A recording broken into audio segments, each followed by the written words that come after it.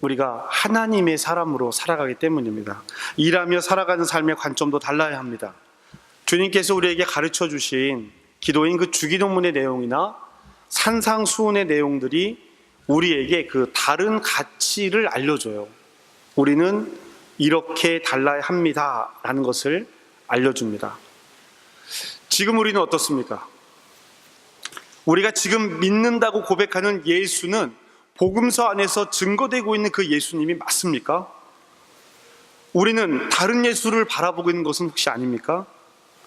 바울은요, 사도 바울은 갈라디아 교회를 향해서 통렬하게 말합니다. 이렇게 말합니다. 갈라디아서 1장 6절인데요. 여러분을 그리스도의 은혜 안으로 불러주신 분에게서 여러분이 그렇게도 빨리 떠나 다른 복음으로 넘어가는데 나는 놀라지 않을 수 없습니다. 여러분이 그렇게도 빨리 떠나 다른 복음으로 넘어가는데 나는 놀라지 않을 수 없다. 갈라디아 교회를 보면서 바울이 하는 이야기입니다. 여러분, 사실 다른 복음은 없어요. 다른 복음은 없습니다. 다른 답은 복음이 아니에요. 다른 복음은 없습니다. 사람들이 그리스도의 복음을 왜곡시키고 있을 뿐입니다. 여기서 바울이 말하는 다른 복음이라는 것은 무엇이냐면 할례와 율법주의를 강조하는 이들의 가르침을 가리키고 있습니다. 그렇지만 지금 우리들은 또 다른 의미의 다른 복음을 따르고 있는 것은 아닙니까? 다른 복음이 있지 않겠습니까? 콘스탄틴 대제 황제 이후에 기독교는 특권을 누리며 살아간 위치에 서게 됐습니다. 옛날에는 예수를 믿는 것을 목숨을 걸고 예수를 믿었었는데요, 이젠 목숨을 걸고 예수를 믿지 않아도 되게 되었습니다. 그러다 보니 그 편안함들이 성경에 증언되고 있는 예수님을 불편하게 만든 거예요. 부활절을 만난 우리에게 요구되는 것이 무엇입니까? 복음서가 증언하고 있는 예수를 생생하고 치열한 삶을, 그 삶을 회복하는 일인데, 사람살이 현장에서 빚어지는 아픔과 슬픔을 쉽게 초월하지 않고 불의한 세상 현실로부터 달아나지도 않고 그렇다고 폭력적으로 맞서지도 않았던 예수님을 배우는 것인데, 예수의 피, 그 뜨거운 심장이 없어 우리는 세속의 물결에 속절없이 떠밀리며 살아가고 있는 것은 아닙니까?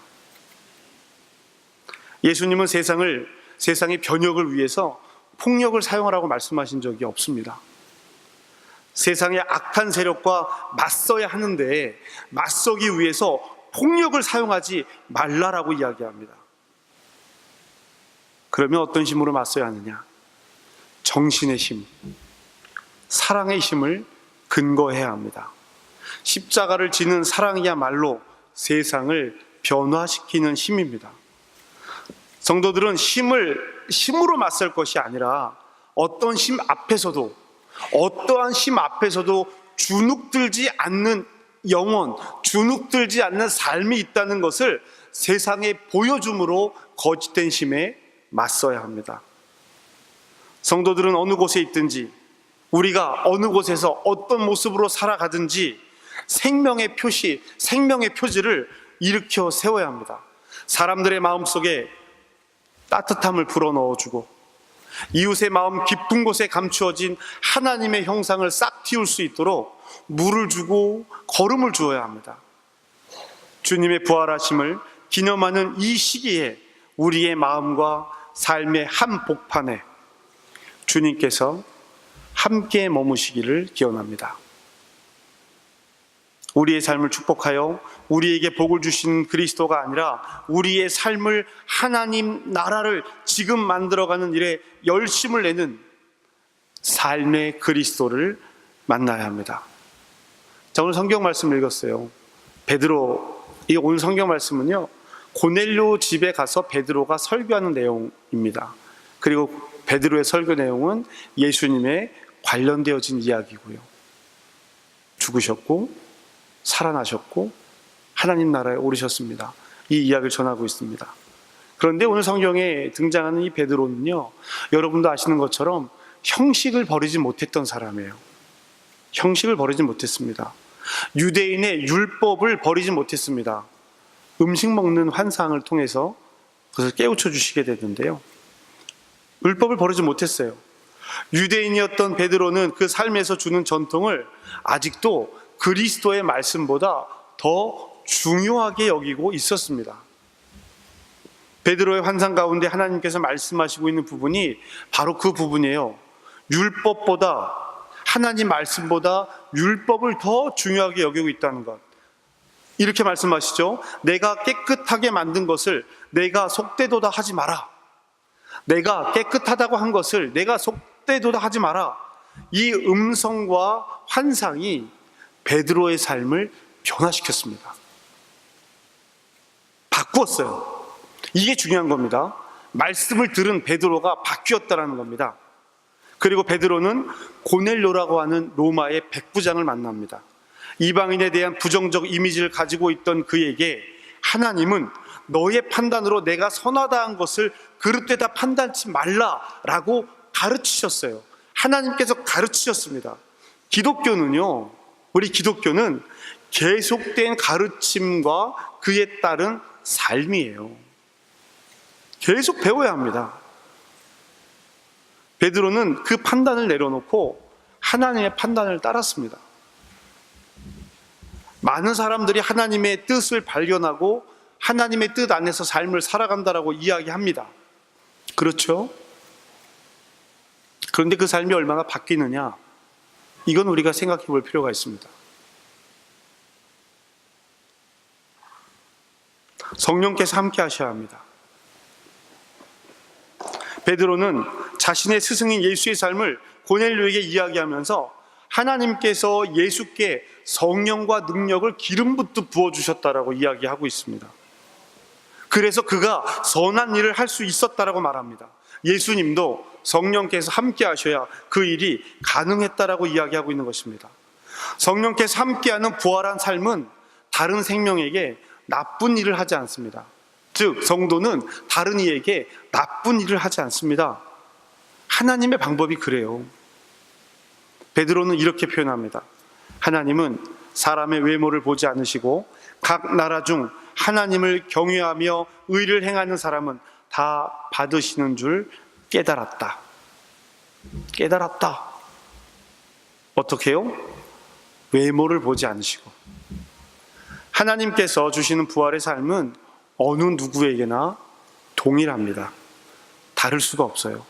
누구에게는 순 황금길이고 누군가에는 은길이고 누군가에게는 동길, 지능길이 아닙니다. 그럴 수 없다라는 이야기예요.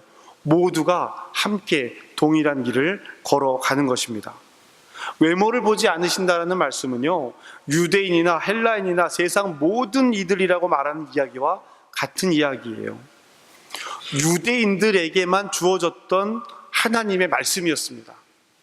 베드로도 그것을 못 벗어났던 거예요.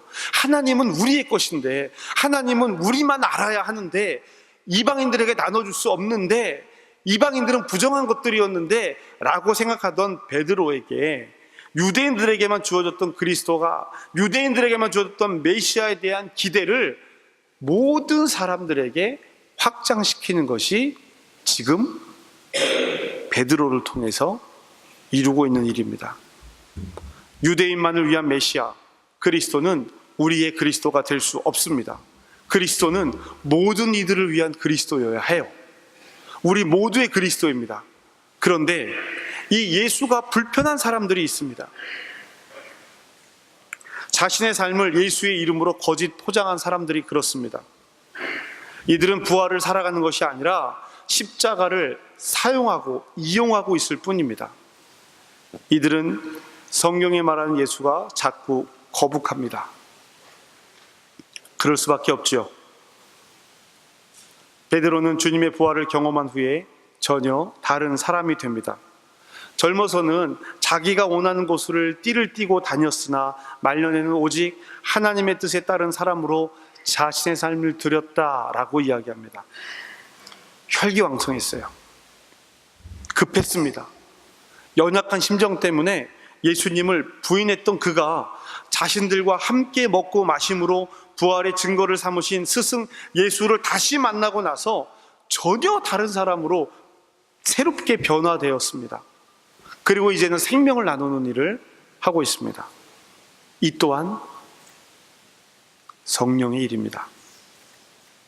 이들은 마가의 다락방에서 문을 잠그고 숨어 성령을 기다렸었습니다. 그러나 성령을 받은 그들은 문을 열고 박차고 나왔습니다. 그리고 방언으로 말하기 시작했습니다.